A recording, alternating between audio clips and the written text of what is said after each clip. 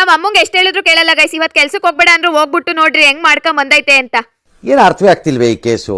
ಎಲ್ರಿಗೂ ನಮಸ್ಕಾರ, ನಾನು ನಿಮ್ಮ ಪ್ರೀತಿಯ ರಕ್ಷಿತ ಯೋಗೀಶ್. ಎಲ್ಲರಿಗೂ ಬೆಳಗಿನ ಶುಭೋದಯಗಳು ಅಂತ ಹೇಳ್ತಾ ಈ ವ್ಲಾಗ್ ನ ಸ್ಟಾರ್ಟ್ ಮಾಡ್ತಾ ಇದ್ದೀನಿ ಗೈಸ್. ನೋಡಿ ಗೈಸ್, ನಮ್ಮ ಅಮ್ಮ ನೈಟ್ ಅಡ್ಗೆ ಮಾಡ್ಬಿಟ್ಟು ಎಷ್ಟೆಲ್ಲ ಗಲೀಜ್ ಮಾಡಿತ್ತು ಅಂತ ಅದನ್ನೆಲ್ಲ ಕ್ಲೀನ್ ಮಾಡ್ತಿದ್ದೀನಿ ಗೈಸ್. ಅದಕ್ಕೆ ನೋಡಿ ಹಿಂಗಿದ್ದಿನ ಮನೆನ ಎಷ್ಟು ಚೆನ್ನಾಗಿ ಕ್ಲೀನ್ ಮಾಡಿದೆ ಅಂತ.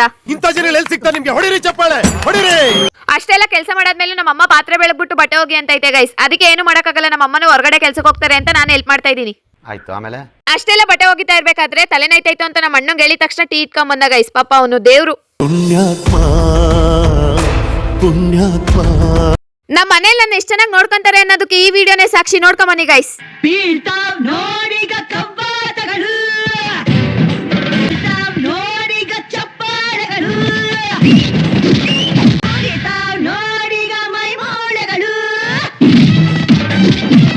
ನೋಡಿ ಗೈಸ್, ನಮ್ ದೊಡ್ಡಮ್ಮಂಗ್ ಟೀ ಮಾಡ್ಕೊಡು ಅಂದ್ರೆ ಕಲ್ಗಚ್ ಮಾಡ್ಕೊಟ್ಬಿಟ್ಟೈತೆ. ನನ್ಗೆ ಹೆಂಗ್ ಅನ್ಸ್ಬಿಡ್ತಂದ್ರೆ ಎಷ್ಟು ಚೀಪ್ ಅನಿಸ್ಬಿಡ್ತು ಅಂದ್ರೆ ನಿಮ್ಮ ಈ ತರದೆಲ್ಲ ಇದಾರೆ ಜನ.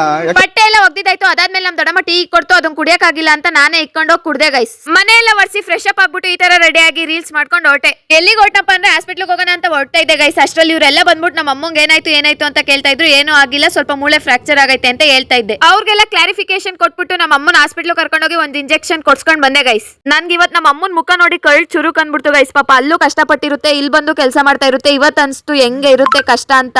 ಸಿಕ್ಕಾಬಟ್ಟೆ ಬೇಜಾರಾಯ್ತು ಗೈಸ್. ಯಾರೋ ನಿಮ್ ತಂದೆ ತಾಯಿ ಕಷ್ಟ ಕೊಡಕ್ ಹೋಗ್ಬೇಡಿ.